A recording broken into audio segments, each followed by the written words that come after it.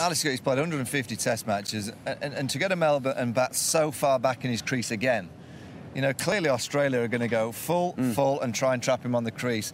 I know he's played, and he's a great player. Yeah. 11,000 Test matches, fantastic, but he's going to have to change his stance and just get a little bit closer to those full balls. Yeah, well, Jeff, you made the point, I think, yesterday. Since that big score against the West Indies, it hasn't really happened for him. Is it a technical aspect, as Michael says, about where he's planting his feet? Well, it is, but I was telling you last night, I'll tell you the same thing again. The big problem is you don't have any matches in between Test matches. These tours now, modern-day tours, if you're not in the first Test match as a player in the squad, you might as well go home. I mean, there are guys who just asked the question now, and adamant is, who's going to come in and bat? Well, they haven't had a bat for what, before the series? So they've just been here having net practice. It's not fair on them either. It's deja vu. You remember Johnny Bairstow last time, 4 years ago, he came in for Melbourne, not played for like 6 weeks. And to play Mitchell Johnson bowling like that, you've got to be wrong in your head to put him in. I mean, you've no chance. I mean, the whole tours, the preparation beforehand, the play matches, what did you call them, when Wolves got some wickets? I mean, the people they played against weren't quality Australian players. So the cricket, the practice was poor. We do the same for Australia in England, so it's not blaming Australia.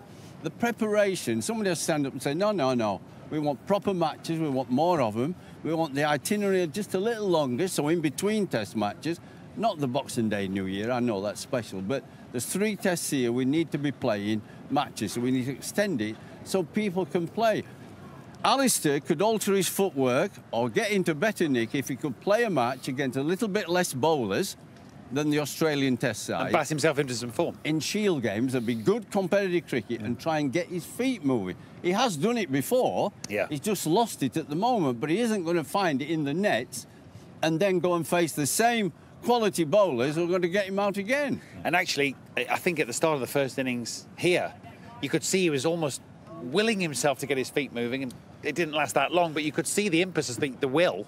Yeah, well, look, for mine, I don't think it is a technical issue. I think it's a mental issue. I think his brain's not allowing his feet to move anywhere, simple as that. I mean, you see the ball, you go forward to it, but he's going straight back.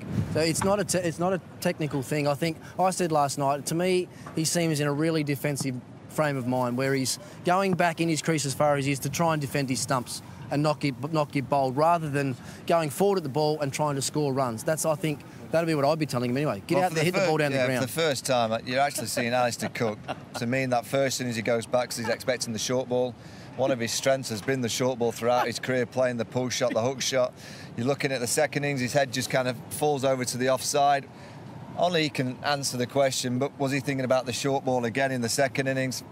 You know, he's got a few questions to ask himself over the next few days. I don't know, what are you laughing at? I'm laughing at Ricky. Get out there and hit him. Hazelwood and company are not going to let him get out there and hit him. Mate, they're bowling they're half volleys.